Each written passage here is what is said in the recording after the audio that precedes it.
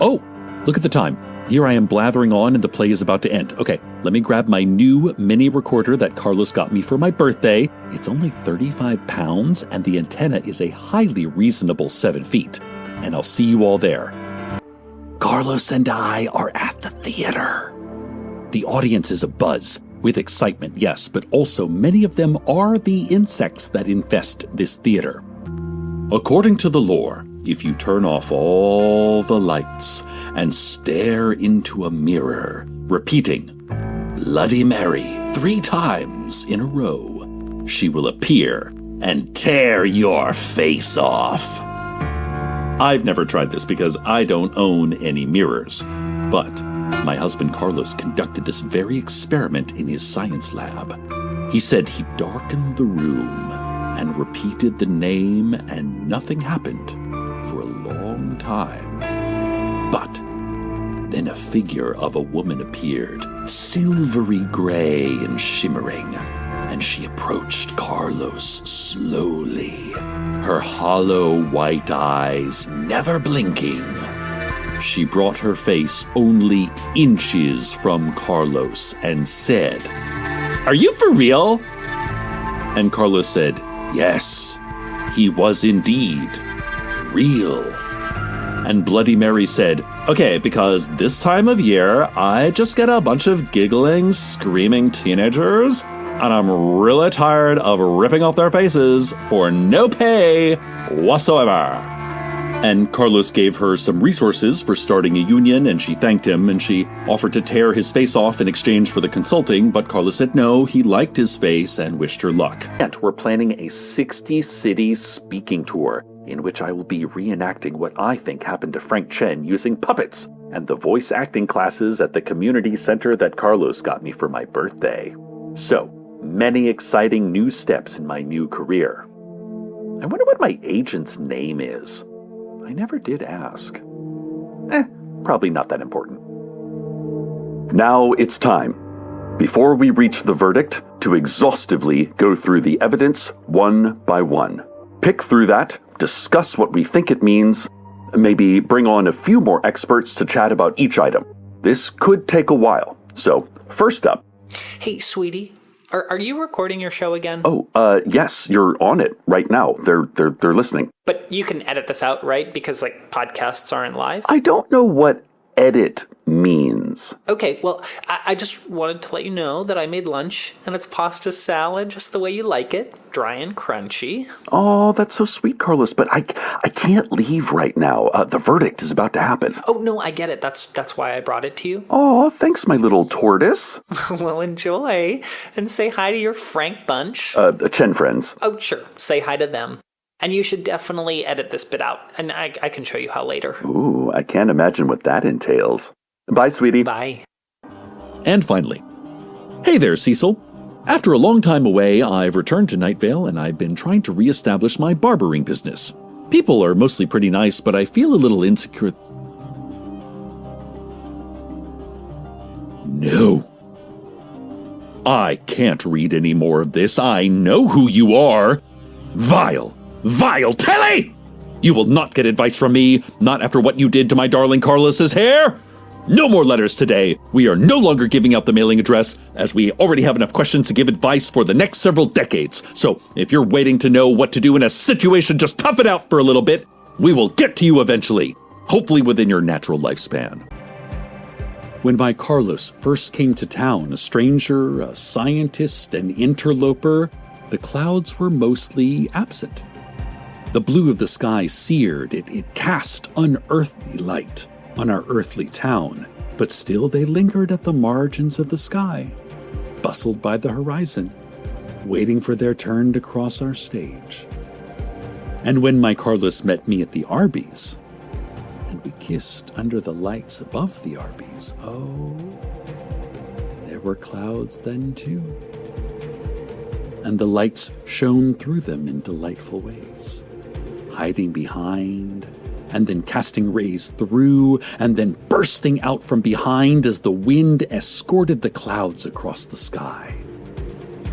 And when my Carlos married me, In front of the whole town and every eye that watches us implacably from space, there was only one cloud. And it stretched long, from one side of the sky to the other, an unbroken line of vapor that I took to mean the unbroken line of our love, but that, of course, is just my projected narrative. A cloud does not have a narrative. It exists perfectly in the moment and for the moment. Then our sun came to us, and on the day he arrived, the clouds were arrayed in ranks like toy soldiers for his delight.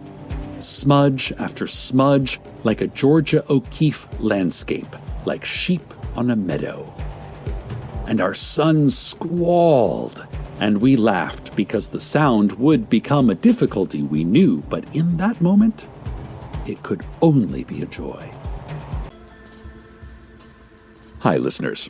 It's been a dull winter, and I haven't gotten out of the house much. My family and I have been nesting mostly, and that's nice. Cooking dinner, catching up on all the popular shows like Lupin, Blown Away, and even old episodes of The Office. Oh, not the American one, but the original Luftnarp version where the main character is a one-eyed starling voiced by film legend Lee Marvin. It's much more cutting in its humor. But TV has gotten kind of old, and we got a touch of cabin fever. So we decided it was time to get out of the house and go for a hike.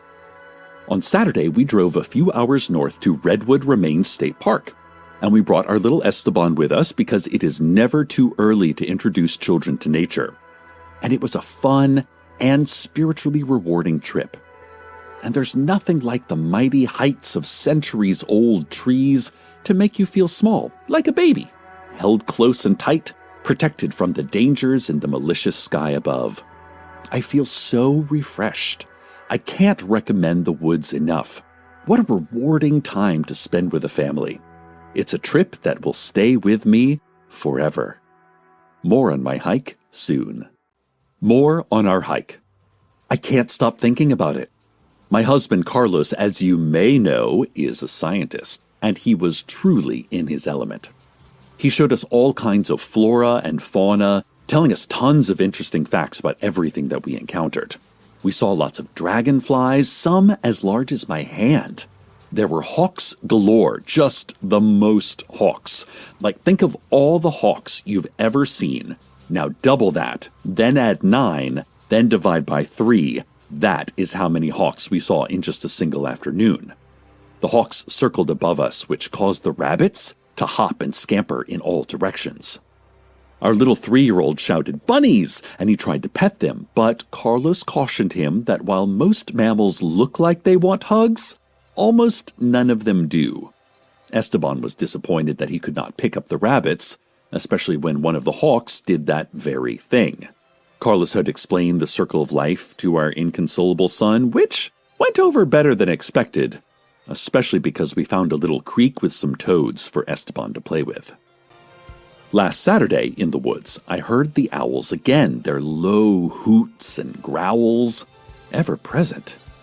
I had forgotten their sound, but it all came back to me. I asked Carlos why the owls were always making that noise, but he didn't seem to know why, or even understand what I was asking. It was a wonderful day. Watching Esteban and Carlos sitting on moss-covered rocks and pointing at fish and salamanders, I thought of what it must be like to have a dad, and how I was so glad that, unlike me, Esteban has a loving father. In fact, he has 2. That moment will stay with me forever. And now back to my mini vacation to the woods. Well, let's see. When was I there?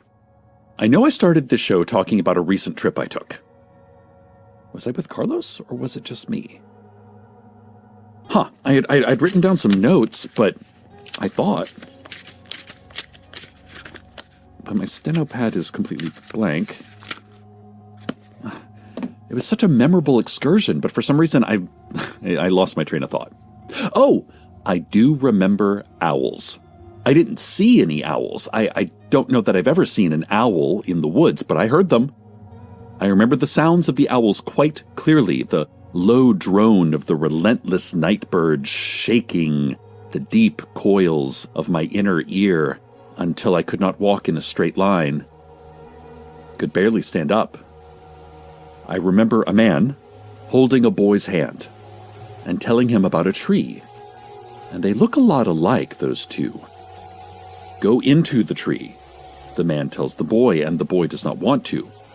It's warm and quiet in there, the man says to the boy. But the boy cannot hear him over the sound of the owls. I can't shake these memories, but I can't express them either. I think I'd like to go back to those woods. Maybe I could even find that same tree where my mother left those flowers. I have no idea what I would gain from that. I haven't been to the woods since I was very little. Maybe it's time to go back. Nature is a great escape. It'd be a fun trip for Carlos and Esteban, too. The whole family. Memories to last a lifetime. And we will have lunch together every week. Then sometimes invite each other over for dinner to meet our families. And I will meet your husband, Carlos, and your son, Esteban, with whom I have only seen photos of, and who is so fragile and soft with his big eyes and fat cheeks and unkempt moppy hair. And I will mock them with my very presence. Now, obviously, I, as a radio professional and the husband of a scientist, know all there is to know about cloning. But I thought some of you might be confused about what happened here and how any of it was even possible. I asked Carlos to join us, but our daycare had to close for the day due to snake rain, so he's working from home right now. Next door, there's a laboratory. In bright and buzzing neon lights, it says, Carlos's lab. Science while you wait. And then another big neon sign of a guy in a lab coat, and his legs does a high kick in a repeating animation. It's kind of cute, actually. There's police tape all over the door, lots of signs saying, warning, science, and curiosity forbidden.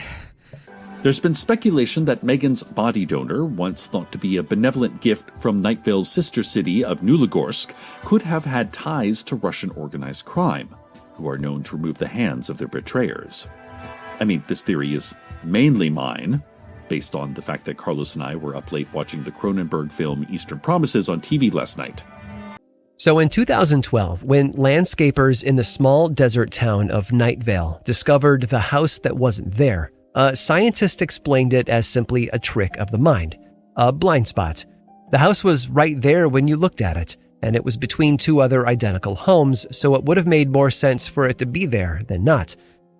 After years of research, though, the scientists concluded that the house didn't exist at all. But that scientist discovered a blind spot of his own. I'm Aaron Mahnke, and this is Lore.